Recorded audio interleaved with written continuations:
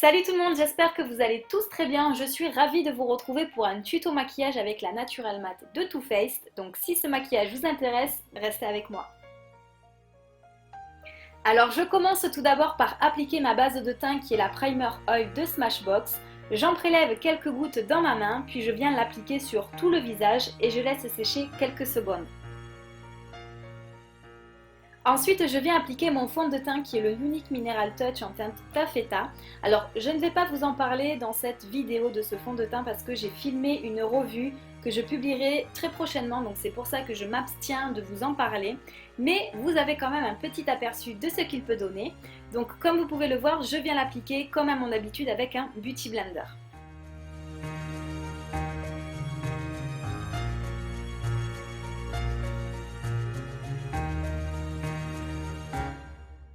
Ensuite, je passe au maquillage des yeux et je commence par appliquer un pen pot de chez MAC en teinte soft ocre qui va me servir de base et en même temps qui va venir unifier l'ensemble de ma paupière. Donc je viens en prélever dans un premier temps avec un pinceau et j'en dépose très grossièrement sur la paupière. Puis je vais venir estomper au doigt sur l'ensemble de ma paupière mobile et immobile.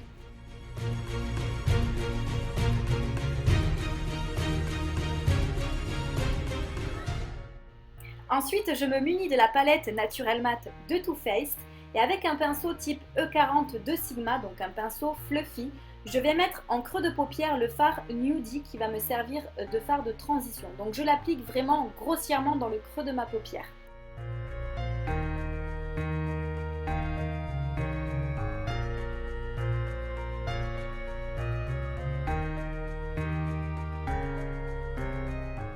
Ensuite, sur toute la paupière mobile, je viens appliquer le fard Honey Butter, tout simplement. Pour donner un peu plus de profondeur à mon maquillage, je viens mettre le fard Star Place. Donc c'est un fard qui est plus foncé que le fard Nudie et je viens donc l'appliquer avec un petit peu plus de précision que le fard Nudie que l'on a mis précédemment. Donc c'est pour ça que je prends le pinceau 231 de chez Zoeva qui est plus précis que le E40 de Sigma comme vous pouvez le voir.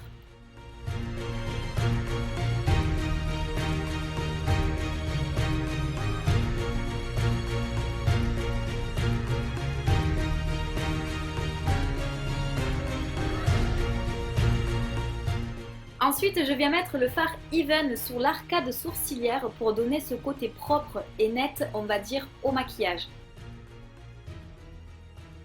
Puis je passe à l'étape la plus longue qui est l'étape du liner, puisqu'il faut vraiment être très précise et prendre son temps.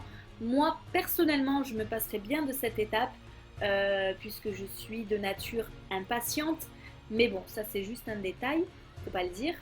Mais bon voilà, si on veut un maquillage qui soit bien structuré, avec un joli regard bien dessiné, avec un rendu œil de biche, cette étape est vraiment indispensable. Donc c'est vraiment pour ça que même si je n'aime pas le faire, ben, je le fais quand même et pour ça j'utilise mon gel liner de NYX.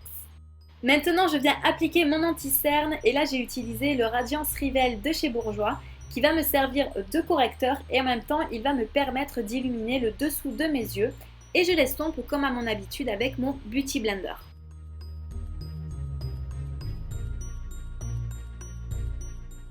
Ensuite, je viens reprendre les fards Honey Butter et Nudie que je mélange entre eux et je viens les appliquer en ras de cils inférieur.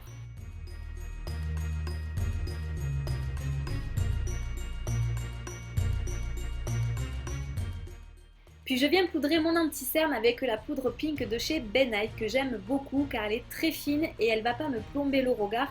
Donc c'est ce que j'apprécie avec cette poudre. Et ensuite avec la poudre Stay Matte de Rimmel, je viens matifier le reste de mon visage.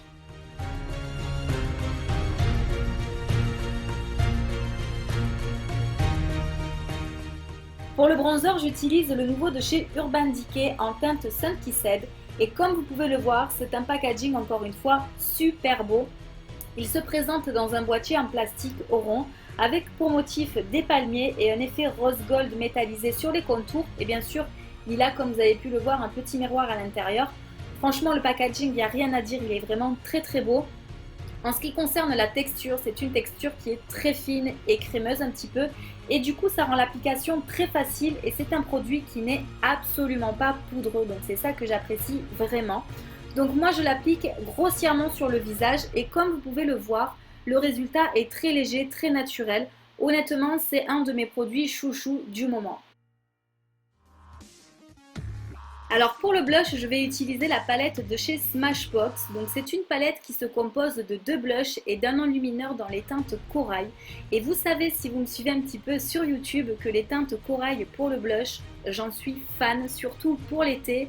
Je trouve que c'est une couleur qui est vraiment très très belle, elle donne vraiment un aspect bonne mine.